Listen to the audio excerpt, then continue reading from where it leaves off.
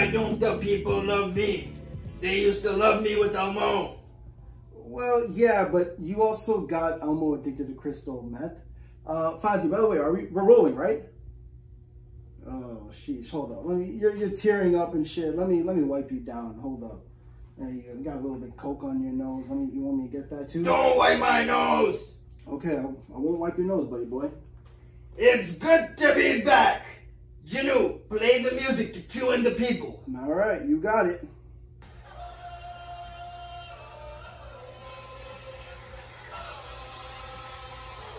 That's right.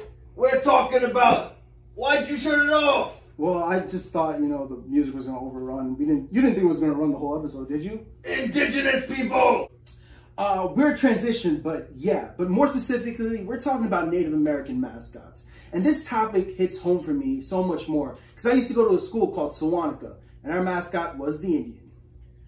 Let me ask you a question, buddy. Go ahead. Who dressed up as the mascot at homecoming? It was a white kid named Paul. Ah! They had a white kid play the Indian? It's funny because the whites bullied and pushed the Indians off their grounds. Yeah, I know, it's kind of weird. It's like if school had someone dress up in blackface and run through the fields. We shouldn't probably joke about that. That's actually bad. Fuzzy, cut that. Let's start off with why the Native Americans are called Indians. Back in 1492, when Columbus was sailing the ocean blue, he was actually in search of my people's land of India. But instead of going east, this dumb motherfucker went west. He was in search of the Indians' gold, spice, and everything nice. But instead, he landed in the Americas and found the Native Americans, also known as the indigenous peoples, gold. So what he did, he got greedy and started looting, raping, and killing all these people. Horrible things, I say. And that's why, to this day, white people cannot season their food. I mean, come on. Salt and pepper aren't the only seasonings that are out there. It's 2020. We have cumin, nutmeg, turmeric, saffron, paprika, coriander, garlic, garam masala, cloves, cardamom, rosemary, cayenne peppers, cinnamon, star anise. Hold up. How do you know all these fucking spices? You know, honestly, I didn't know if you chefed it up. If you did, we should start Square cooking on this channel, bro. Maybe we should. You hear that, Ryan Priestley? Do we have your attention now? Fuck Ryan Priestley.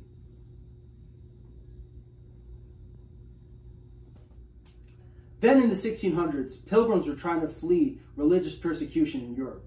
So they come over to the Americas. But what they also bring is the European diseases. White people getting everyone sick, you say? Wear a fucking mask. And that's right. You can watch episode 2 right now and learn more about wearing a mask.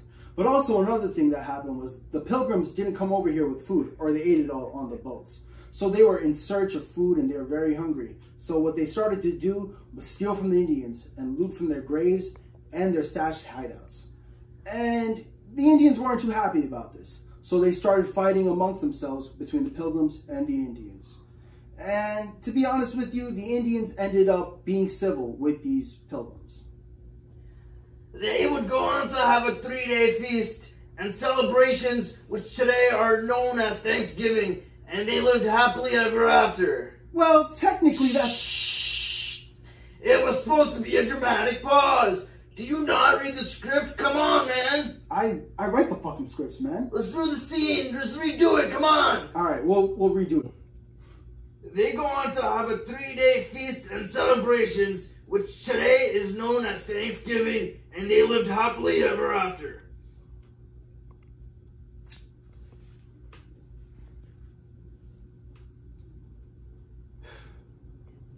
Psych! I lied. The pilgrims eventually killed them, stole their land, and drove them into sadness and desperation.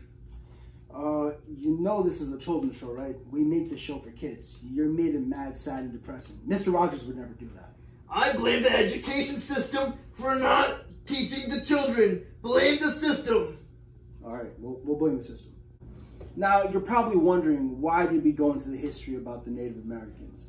And to be honest with you, it's because of like a team like the Washington Redskins.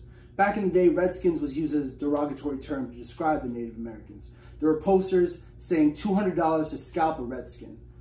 It's kind of like saying the N-word back in the day. That's why Washington had to change their name.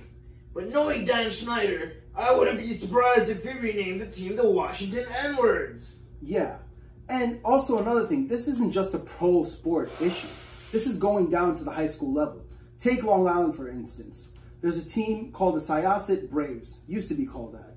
And they ended up changing the name due to backlash from the community. And they ended up going with the Syosset Redhawks. Is their mascot still the Indian head logo? Yeah, it still is. What the fuck? What change really happened? I mean, that's like if a high school changed their name from the Negroes to the Blackfaces. What the fuck? Another high school facing this issue is actually my old high school, Sewantika. You know, back in 1929, you know, Sewantika was trying to figure out their name for this school and the team mascot. And they had a board of trustees meeting and said, we want to honor the Indian heritage of, you know, the Native Americans. So they went with the Sewantika Indians. I bet you that those board members were all white. I mean, how could you have a Native American on the board when all were driven out of their lands named the Trail of Tears? Yeah, man, you're not lying there. And to be honest with you, you know, there are alumni for and against this change. I mean, if you go to the alumni page on the Facebook group, there's a lot of hatred towards each other. And I can understand why. You know, people are trying to hold on to their history and people are trying to change their history. And to be honest with you, someone for the change and someone against it actually posted Sewantika Indians for the football team. We're going to scalp them. And if only they knew the meaning behind the word scalping. Well, we have learned that there's a Native American at Sewantika right now, and we're going to go interview him. All right. Let's go. Let's go, boys. All right, we're right now outside of our old high school Sewantika football field, and we're going to go meet the Native American. Let's go.